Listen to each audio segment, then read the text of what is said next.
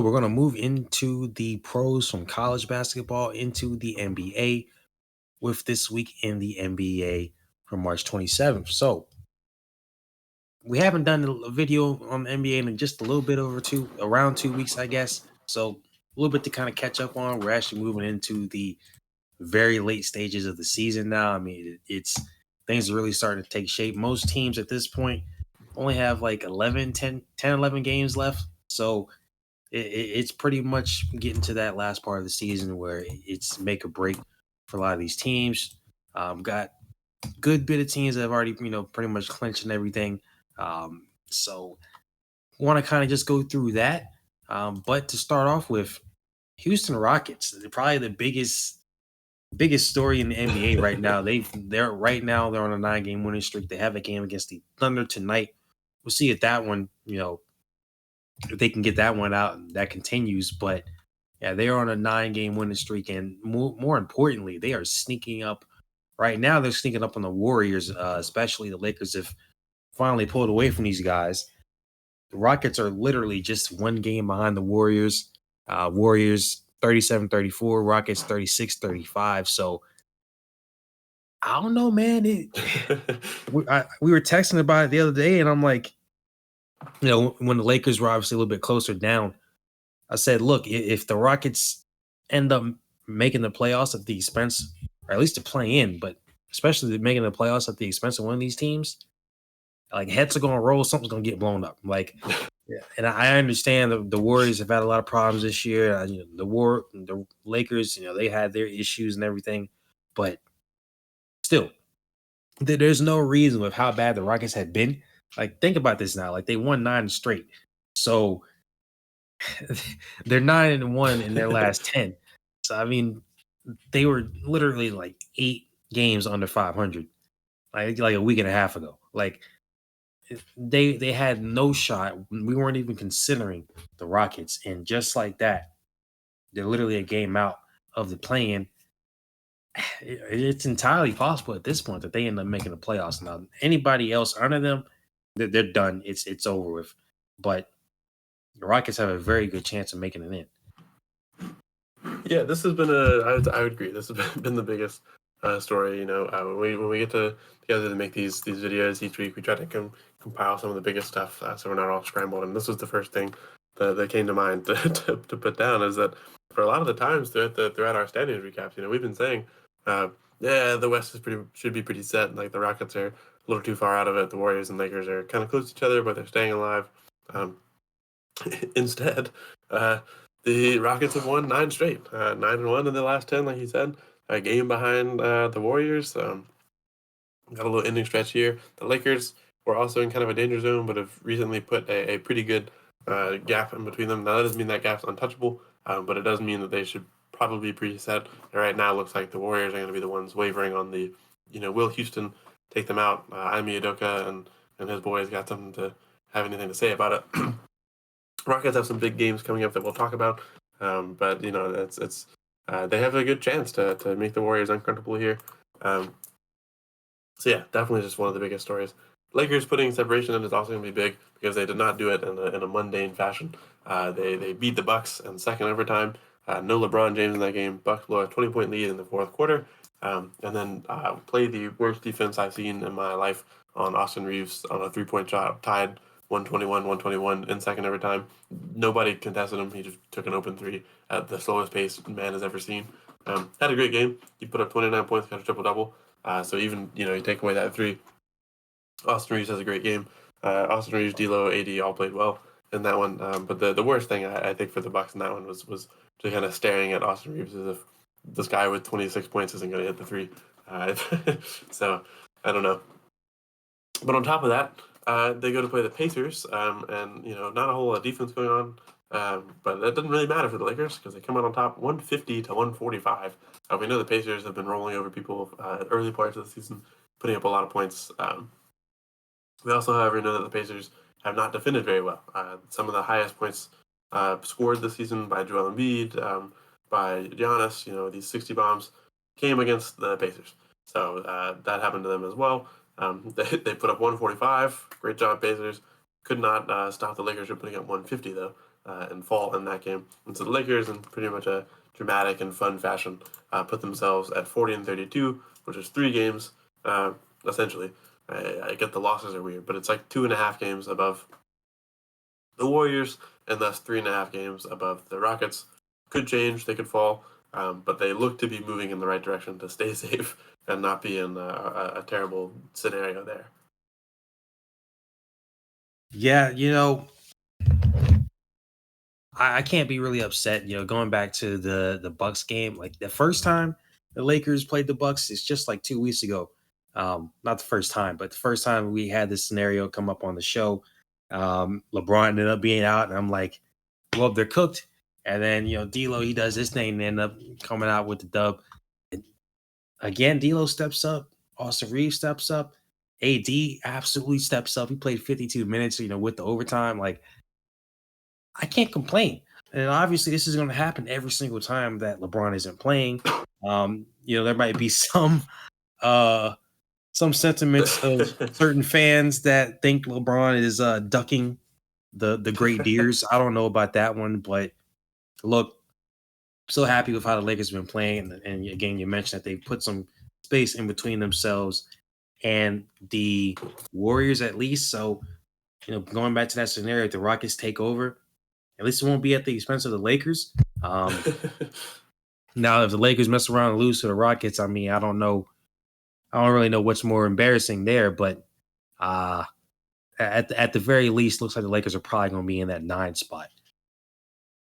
Now, moving to the Hawks, they ended the Celtics win streak in a ridiculous game. They were literally down 13 points to the Celtics at one point in this one. They ended up winning this 122-118. Now, the Hawks, they're in a better situation than the Rockets. I was going to say that at least their Western Conference counterparts, they're in the playoffs, at least the play-in, I should say. They're the 10 seed right now.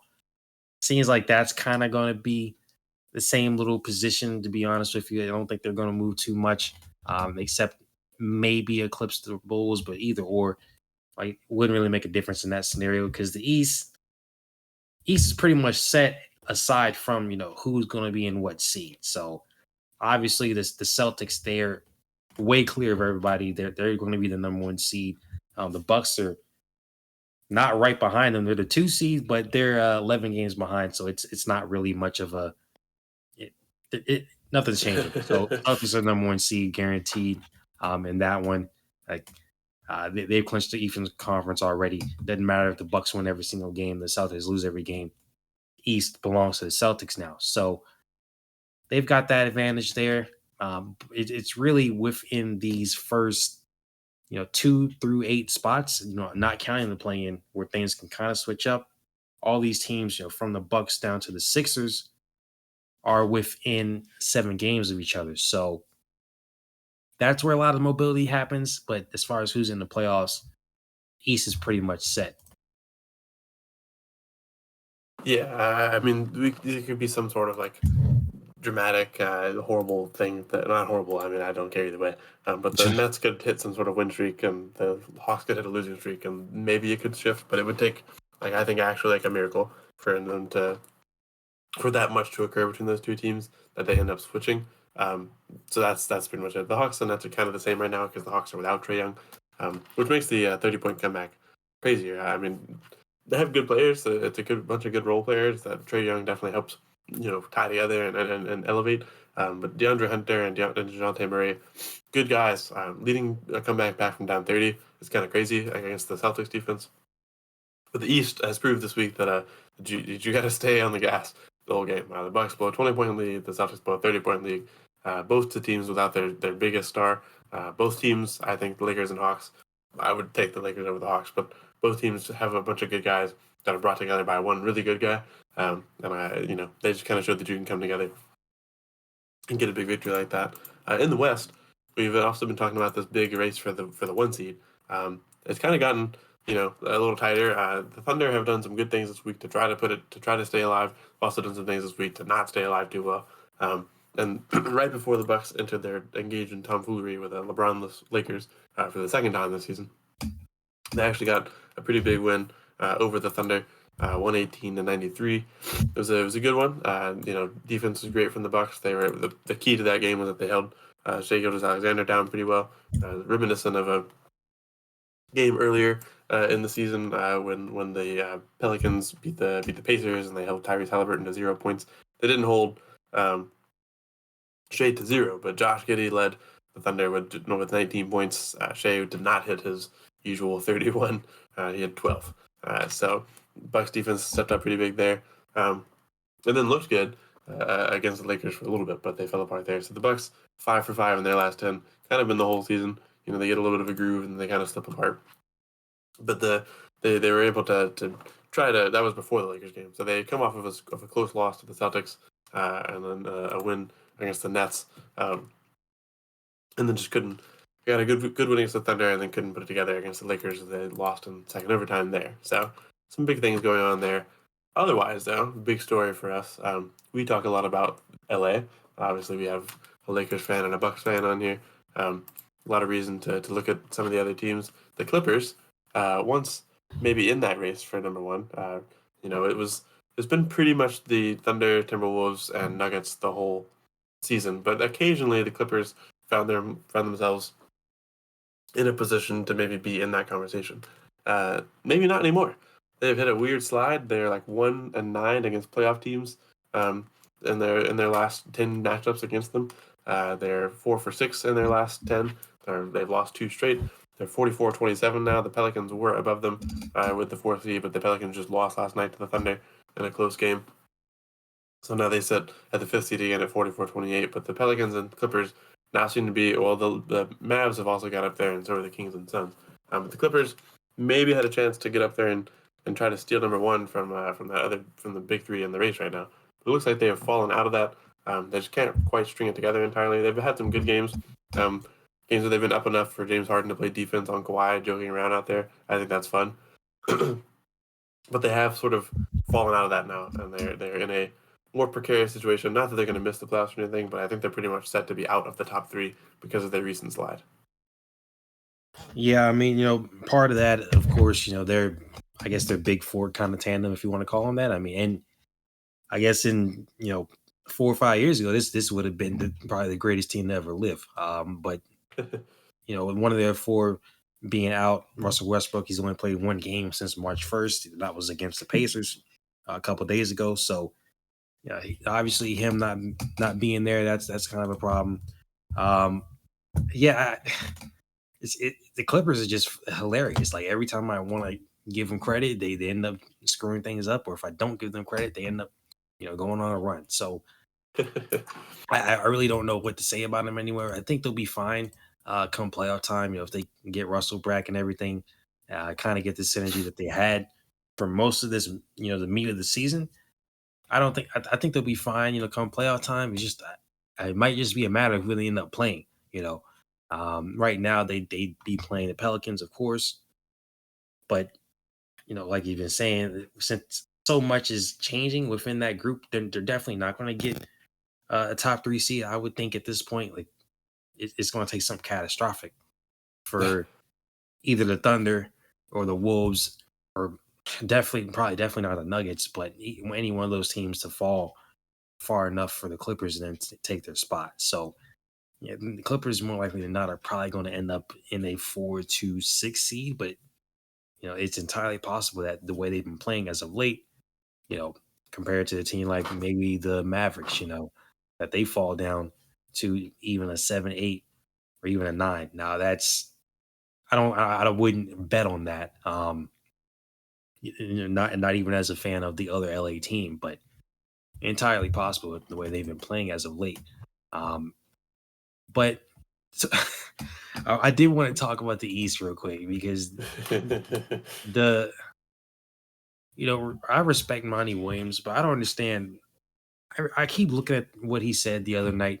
I just still don't understand like why he was like so pissed off when talking about the Knicks. Like DiVincenzo set a new Knicks record, 11 threes in the game. I mean, the Knicks, they played a really good game against the Pistons. I mean, they beat them by 25. It wasn't really close, but that's pretty much par for the course for the Pistons this season. I mean, if we're being honest here, they escaped being the meme of the league, after the Wizards did their thing. But I guess if I let Dante DiVincenzo drop 40 on me like that, making all those threes, I probably would be pissed.